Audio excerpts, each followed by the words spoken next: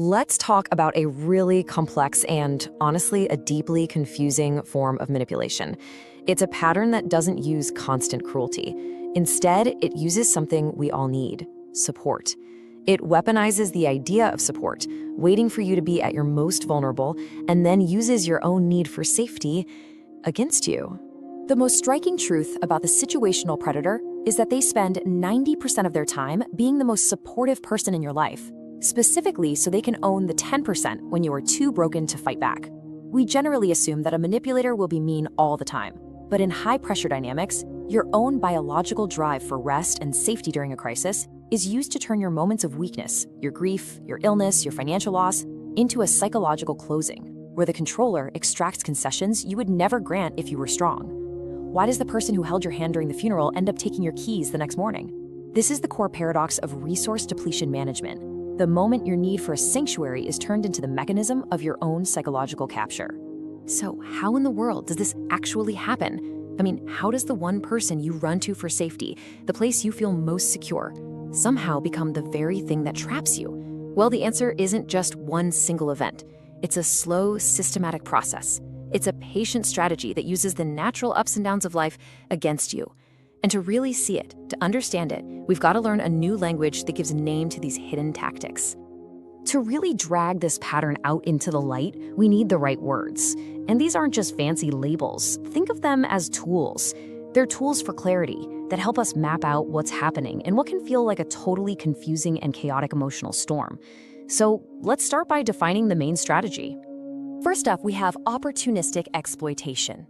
Now, this isn't just random acts of cruelty. No, this is all about strategic timing. The predator doesn't pick a fight with you when you're feeling strong and your defenses are up. They wait, they watch. And when a big life crisis hits, a death in the family, a sudden illness, losing your job, that's when they make their move. Your own personal boundary defense system is already overloaded trying to handle the crisis. You're basically in survival mode, and that makes it the perfect moment for them to launch their attack, because they know you just don't have the energy to fight back. Living under this kind of constant, quiet threat, it really changes you. You might come into the relationship as a sovereign individual, someone who feels safe being vulnerable, who can ask for help, and who expects support to be a two-way street. But over time, this pattern slowly turns you into a vigilant subject. You learn, often without even realizing it, that showing weakness is basically an invitation for an attack or a new demand. So what do? You start hiding your pain. You put on a brave face and perform strength. Not for you, but as a defense mechanism to keep from being taken advantage of. So the big question is, why don't people just see what's happening and walk away? Well, one of the most powerful traps here is something called the safety mirage. Remember that 90% of the time, this person is wonderful. They're supportive, they're loving, they're your rock.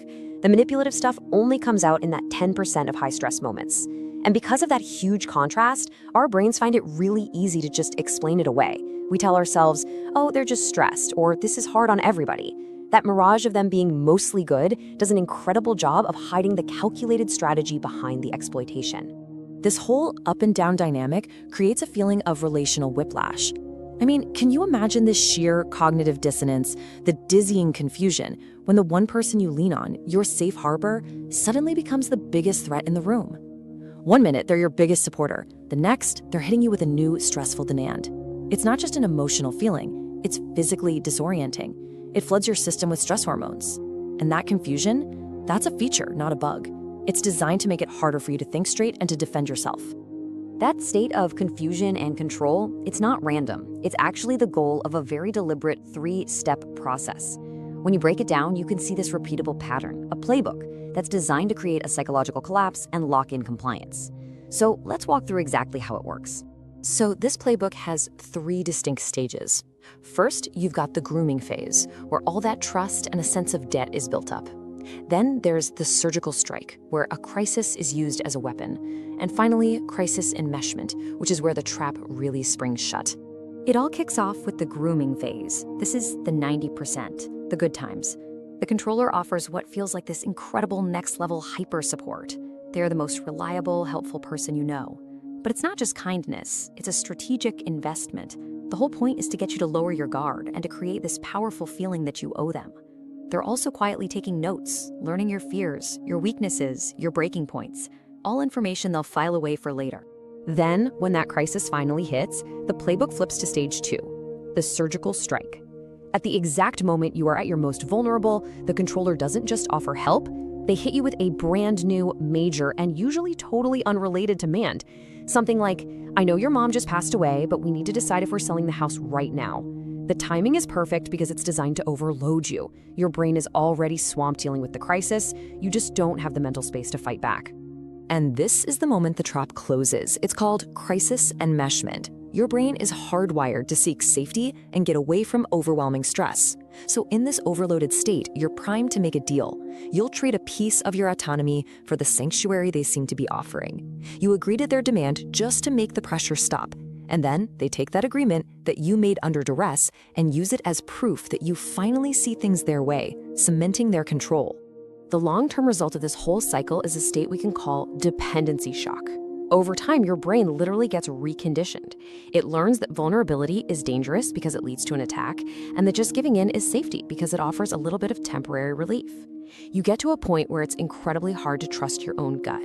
You start to believe their story, that you're too broken or too weak to survive without them, which of course was the whole point of the playbook from the very beginning. So why? Why does somebody do this? What's the real motivation behind such a destructive pattern?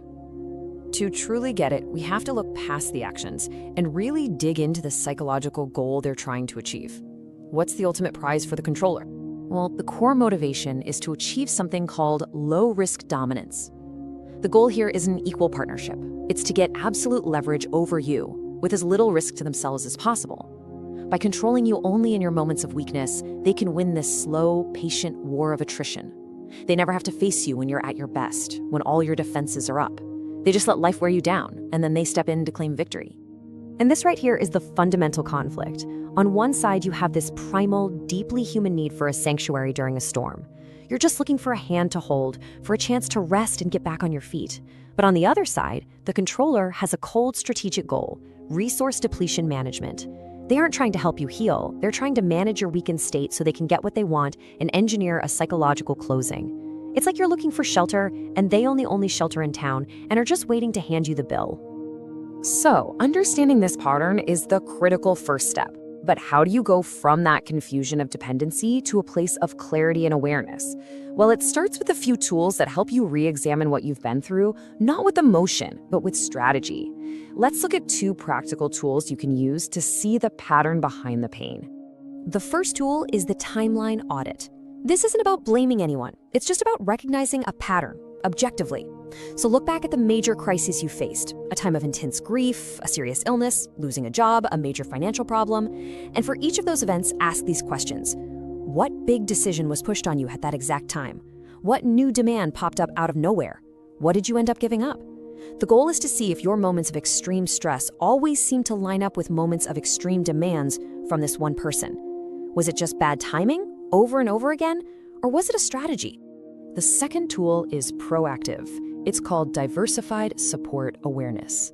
The predator's power comes from being your only safe harbor, your only option in a crisis. This tool is all about breaking up that monopoly. It means you intentionally build a crisis network before a crisis ever happens. This could be a trusted friend the controller doesn't know, a private bank account they can't touch, or a professional's contact information. Every single one of these is a potential lifeline. By making sure the controller is never your only option, you take away their biggest source of leverage. And taking back your independence really starts with embracing a core belief like this one: I am allowed to be hurt without being handled. This is such a profound statement. It's a declaration that your vulnerability is not a problem for someone else to manage for their own benefit. You have a right to your own pain, to your own recovery, without it being manipulated or exploited. It's a powerful way to interrupt the conditioning you've gone through. So after looking at this entire dynamic, the language, the playbook, the psychology, what's the real lesson here? Well, it all comes down to redefining what genuine, real support actually is. Here's the difference. Real support is empowering. It makes you stronger. It's designed to help you stand on your own 2 feet again. It never, ever comes with a hidden bill that demands your independence or your autonomy as payment for their kindness. True help is a gift meant to restore you, not a transaction meant to control you. Ultimately, the lesson is crystal clear.